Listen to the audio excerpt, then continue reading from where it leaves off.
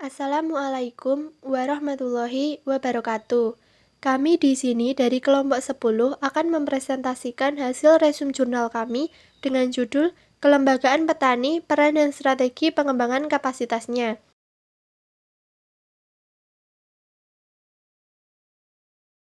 Dari jurnal tersebut, kami mendapatkan keterangan yang pertama volume jurnal yaitu volume 7 nomor 2 tahun 2011, nama penulis Sabja Anantanyu, dan subjek penelitian Kelembagaan Petani di Indonesia.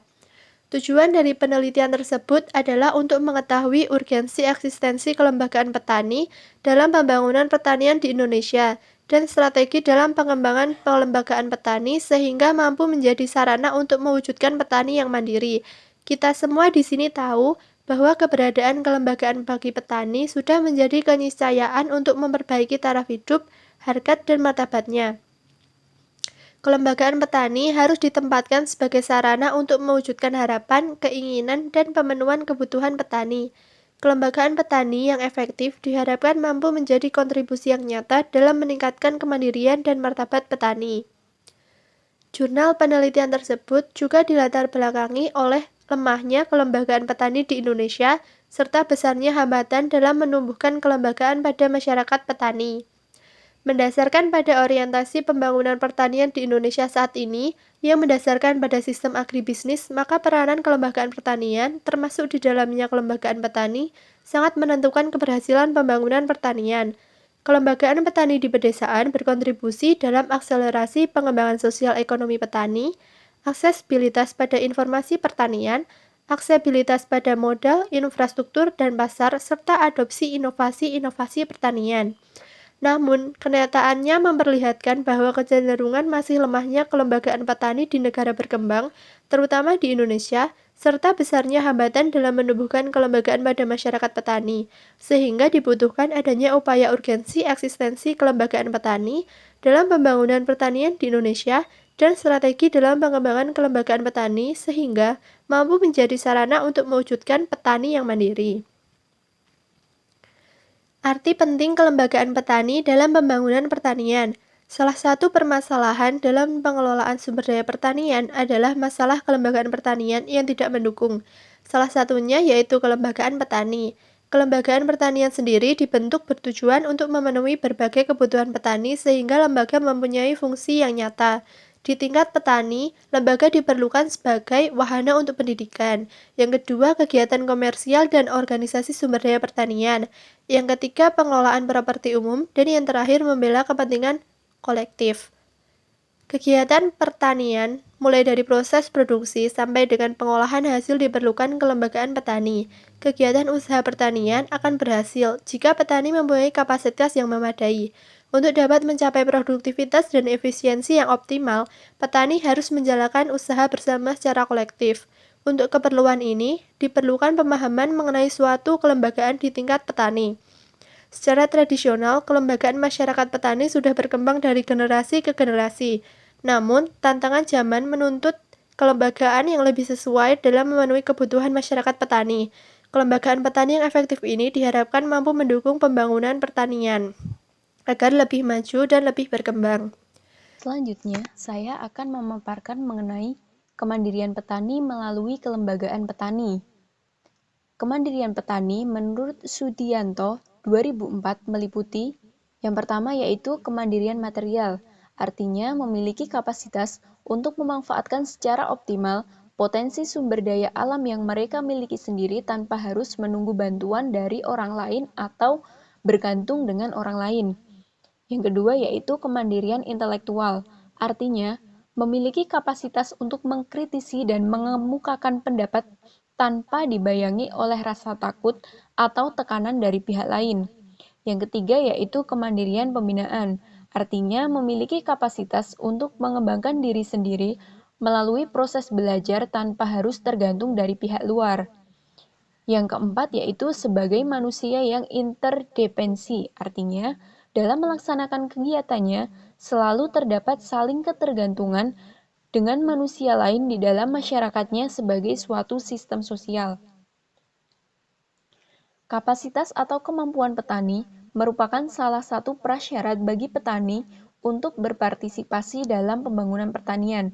Hal tersebut dapat dilakukan melalui pengembangan kelembagaan. Alasan pentingnya pengembangan kelembagaan petani menurut Bunch tahun 1991. Pertama, banyak masalah pertanian yang hanya dapat dipecahkan oleh suatu lembaga petani saja. Yang kedua, organisasi masyarakat memberikan kelanggengan atau kontinuitas pada usaha-usaha untuk menyebarkan dan mengembangkan teknologi atau pengetahuan teknis kepada masyarakat. Yang ketiga, untuk menyiapkan masyarakat agar mampu bersaing dalam struktur ekonomi yang terbuka. Partisipasi petani dalam lembaga-lembaga lokal merupakan manifestasi kebudayaan masyarakat. Petani hendaknya berpartisipasi dalam keputusan-keputusan yang berkaitan dengan program pembangunan.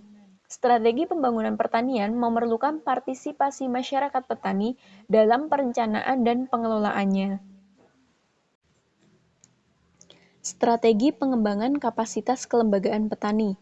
Pengembangan kapasitas kelembagaan merupakan suatu proses perubahan sosial berencana yang dimaksudkan sebagai sarana pendorong proses perubahan dan inovasi. Pengembangan kelembagaan diarahkan pada upaya peningkatan kapasitasnya sehingga mampu memenuhi kebutuhan anggota. Penyuluhan pertanian perlu dirancang dengan memberikan muatan atau content area pada penguatan kapasitas individu petani sekaligus penguatan kapasitas kelembagaan petani.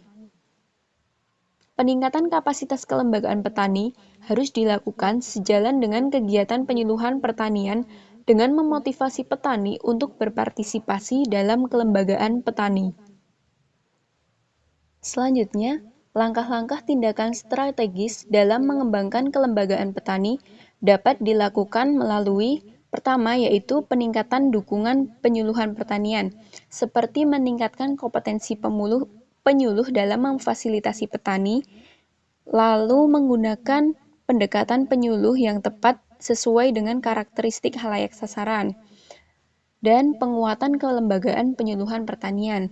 Yang kedua, melalui peningkatan peran pihak luar, meliputi memfasilitasi adanya dukungan kepemilikan lokal, menjembatani peran pihak luar, meliputi pemerintah, swasta, dan kelembagaan lain.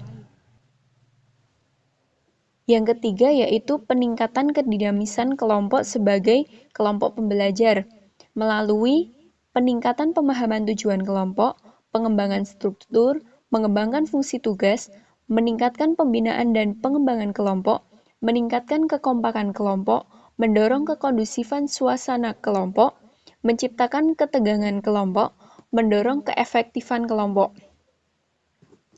Yang keempat yaitu peningkatan kapasitas petani, dilakukan melalui peningkatan pendidikan baik formal maupun non-formal, memfasilitasi dalam berbagai kegiatan agribisnis, mendorong kemampuan berusaha untuk meningkatkan pendapatan, memfasilitasi penyediaan sarana kegiatan agribisnis bagi petani, menyediakan sumber-sumber belajar termasuk informasi yang diperlukan oleh petani. Yang kelima, melalui peningkatan partisipasi petani dalam kelembagaan petani, meliputi penyadaran, pengorganisasian, dan pemantapan. Selanjutnya ada kelebihan dan kelemahan jurnal. Kelebihan dari jurnal yang telah kami review ialah referensi yang dikutip jelas, bahasa yang digunakan dalam penulisan mudah dipahami, serta materi yang disajikan lengkap dan jelas. Untuk kelemahan dari jurnal ini ialah penulis tidak mencantumkan metode penelitian, serta penulis tidak mencantumkan nama jurnal. Yang terakhir ada kesimpulan dari jurnal yang telah kami review, yaitu keberadaan lembaga petani menjadi penting dalam pengembangan pertanian di suatu negara. Lembaga ini diperlukan dalam rangka meningkatkan daya saing petani dalam mengembangkan sistem agribisnis di Indonesia. Institusi petani yang ikut semakin dibutuhkan dalam era globalisasi menuju kemandirian. Peningkatan kapasitas kelembagaan petani dilakukan sejalan dengan kegiatan penyuluhan pertanian dengan memotivasi petani untuk berpartisipasi dalam kelembagaan petani.